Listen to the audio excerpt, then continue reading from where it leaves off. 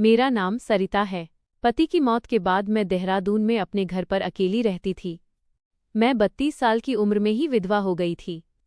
इस उम्र में भी मैंने अपना फिगर काफी आकर्षक और मेंटेन किया हुआ था। एक दिन सुबह हल्की हल्की बारिश हो रही थी। मैंने अपने लिए अदरक वाली चाय बनाई और बेडरूम की खिड़की से बारिश का मजा ले रही थी।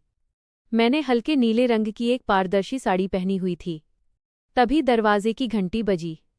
मैंने साड़ी का पल्लू छाती पर ठीक किया और दरवाज़ा खोला। बाहर एक कुरियर बॉय खड़ा था। उसका नाम रोहन था और वो मुश्किल से 24 साल का होगा।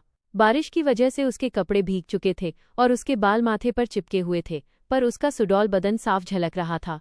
उसने मुझे देखते ही धीरे से कहा, मैडम, सरिता के नाम से आपका पार्सल है। मुझे याद आया कि मैंने कुछ किताबें ऑनलाइन ऑर्डर की थीं। मैंने दस्तखत कर दिए। पेमेंट के समय जब मैंने उसे पैसे दिए तो उसके भीगे हुए हाथ मेरी उंगलियों को छू गए। एक अजीब सी सिहरन मेरे पूरे बदन में दौड़ गई। मैंने उसे भीगा हुआ देखकर कहा, तुम अंदर आ जाओ, इतनी बारिश में बाहर मत खड़े रहो। वो हिचकिचाता हुआ अंदर आ गया। मैंने उसे बैठने के लिए कहा और पानी लाने रसोई घर में चली गई।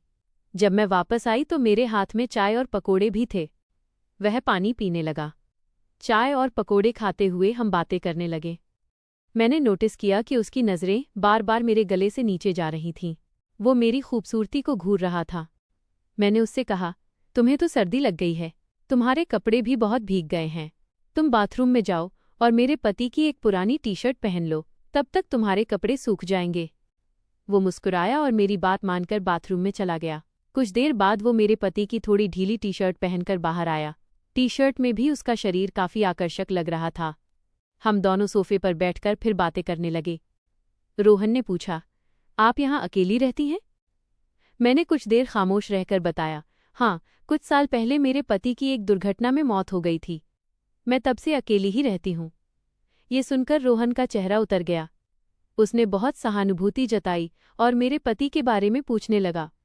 हम बातें करते रहे और इस बीच मेरा हाथ गलती से उसके हाथ को छू गया। इस बार हम दोनों ने अपनी नजरें नहीं हटाईं। रोहन ने धीमे से मेरा हाथ पकड़ लिया। मेरे दिल की धड़कन तेज हो गई।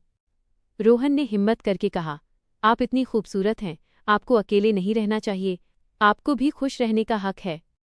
मैं शर्मा गई और बोली, पर मैं तुमसे 8 साल बड़ी हूं और विधवा भी। रोहन मेरे करीब आया और बोला, उम्र बस एक नंबर है मैडम, मुझे बस आपकी परवाह है और मुझे लगता है कि हम दोनों एक दूसरे को खुश रख सकते हैं। इतना सुनते ही मेरे अंदर का सारा बांध टूट गया। मैंने उसे रोका नहीं। उसने मुझे अपनी बाहों में भर लिया। बाहर बारिश तेज हो चुकी थी और अंदर हमारे बीच की दूरी खत्म हो चुकी थी। वह मुझको कसकर गले लगाने लगा और मेरे गालों पर किस करने लगा। मैंने उसके गीले बाल सहलाए और फिर हम एक दूसरे में समा गए। बेडरूम की खिड़की से आती बारिश की आवाज़ हमारे उस पल की गवाह बन गई। मैंने अपने पूरे जीवन का प्यार और समर्पण रोहन को सौंप दिया था, क्योंकि अब हम दोनों ने जीवन भर एक दूसरे का साथ निभाने का फैसला कर लिया था।